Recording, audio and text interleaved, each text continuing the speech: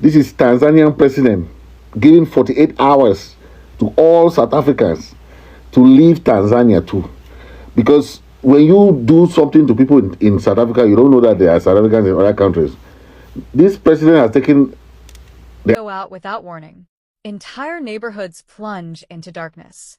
Hospitals switch to backup power. Businesses freeze mid-operation. And across the border, a government declares, enough is enough. But here's the part that makes this story. Breaking news. Botswana cuts electricity to South Africa and closes its borders. President Duma Boko has declared state of emergency and announced drastic measure against South Africa. And welcome back again to the channel, friends and families. Guys, I saw a particular video that the president of Botswana have decided to cut the electricity that they have been supplying to South Africa because of the xenophobic attacks that are happening to their own people in South Africa. So right now it is now tit for tit, tooth for tooth. We are biting out. So if you do me, I do you. Now the government of Botswana said they cannot tolerate people or a government that cannot caution its people from attacking their fellow Africans. So right now they've closed down their borders. They've cut off the electricity supplying to South Africa. Right now it is getting hot for South Africa. If the government do not do something, I think all African countries will be against South Africa, because what they are doing, I am not saying South Africans cannot chase away illegal foreigners, they are free to, but don't chase away those that are living legal in your country. Let's take a look at some of the videos and we'll be right back. breaking news. Botswana cuts electricity to South Africa and closes its borders.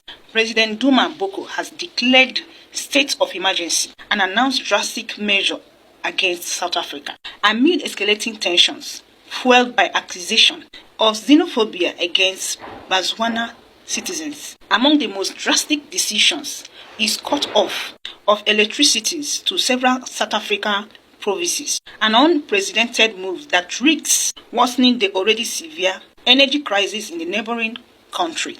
In addition, the Botswana government has ordered immediate closure of its borders and demanded the return of all its citizens currently in South Africa. In a firm speech, Duma Boko strongly criticized the treatment of Botswana nationals, recalling his country's historical support during the struggle against apartheid. We helped you fight oppression, and today our children are being humiliated. Yeah, here we go. This is Tanzanian president giving 48 hours to all South Africans to leave Tanzania too. Because when you do something to people in South Africa, you don't know that there are South Africans in other countries. This president has taken the action. So that for you to understand that there are South Africans in other countries too. This lady, Tanzania president, no play. When I was telling you people that there are consequences in any action you take, there are reaction to any action. You do not understand. Keep supporting those rogues who are doing all those crimes, putting it on African immigrants and so on and so forth. This president has done what is good, so that an eye for an eye. You cannot be doing that to Africans there and you think that, oh, the South Africans in other countries should be free. It's not like that.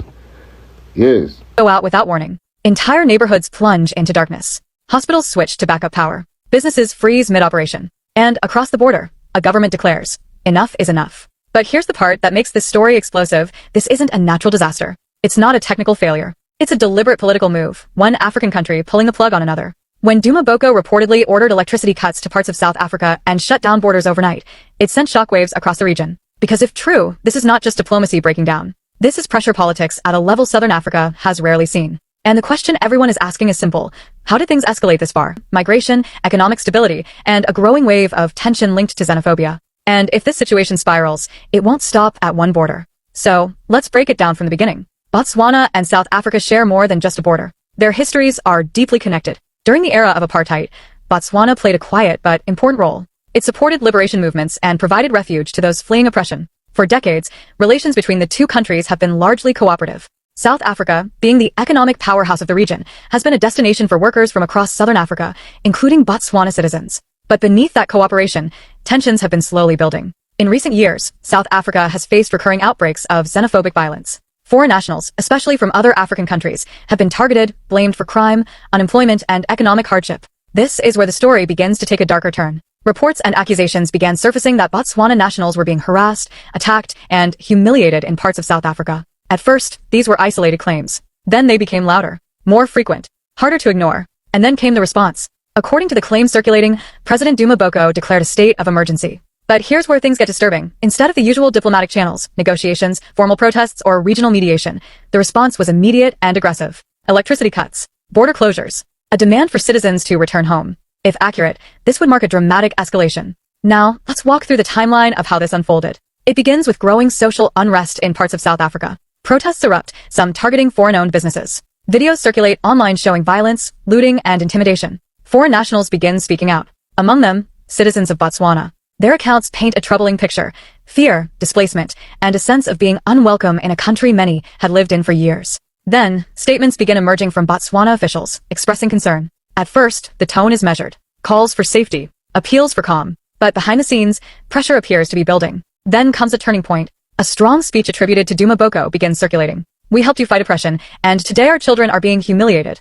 That statement hits a nerve. It connects the present conflict to a painful shared history. And this is the part few people are talking about. Invoking apartheid-era solidarity is not just emotional, it's strategic. It reframes the issue from isolated incidents to a betrayal of historical unity. Shortly after, reports claim that Botswana takes drastic action. Electricity supply to parts of South Africa is cut. Borders are shut. Citizens are ordered to return. If true, these are not symbolic gestures. These are actions with immediate, real-world consequences. But what happened next raised serious questions, because there is a major issue that cannot be ignored. South Africa's electricity crisis is already severe, largely managed by Eskom. Load shedding, planned power cuts, has been a long-standing problem. So, where exactly would Botswana's electricity leverage come from? Is Botswana a major electricity supplier to South Africa? Or is this claim being exaggerated, misunderstood, or even manipulated? This is where the narrative becomes complicated.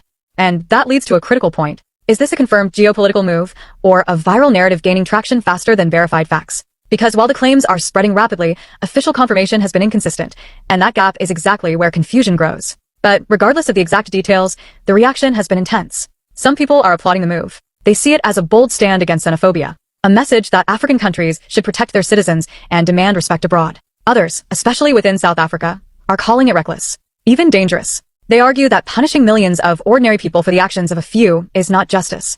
And that brings us to the deeper impact. If tensions between Botswana and South Africa escalate, the consequences could ripple across the region. Botswana have closed their border with South Africa and have also cut electricity supply within the region where they connect to South Africa. Zimbabwe have closed their border with South Africa because of this embarrassing xenophobic attack that is targeted at blacks in South Africa. Mr. President, but if you look at this motion is not only about South Africa. This motion also included Ghana and other countries that have started treating Nigeria as if Nigeria is no longer the giant of Africa that we used to be. Mr. President, Nigeria, we have paid our dues in the African continent. There is hardly any country in Africa that will have problems that Nigeria will not go to assist them. I know how much money, energy and resources we spent to restore South Africa from the apartheid regime. I also recall the issue of ECOMOG just some few years ago in Liberia and even in Ghana here. So we must take decisive action on a matter of this nature. So it is not something that we are going to treat with levity. Nigerians must hear our voice.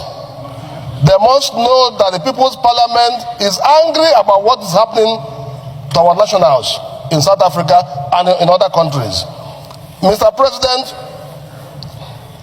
I want to conclude by saying that it is better to allow this motion. First of all, we condemn the action. The rate at which other countries in Africa, Botswana, Uganda, Tanzania, Zimbabwe, they are all cutting ties with South Africa due to the current situation that is going on in South Africa, the xenophobic attacks on African immigrants residing in South Africa. So there will be a point in time South Africa will be alone. I think it's going to affect the economy, because if other countries are not doing businesses with you, there are no companies in South Africa, the youth, there will be less employment. In fact, everything will collapse, and most of these companies will have to leave South Africa because of low sales. Guys, let me know what you think in the comment section. Do you think Botswana cutting out the electricity, the electricity they gave to South Africa is a good move, and Tanzanian president closing the border from is a good move? Let me know your thoughts in the comment section.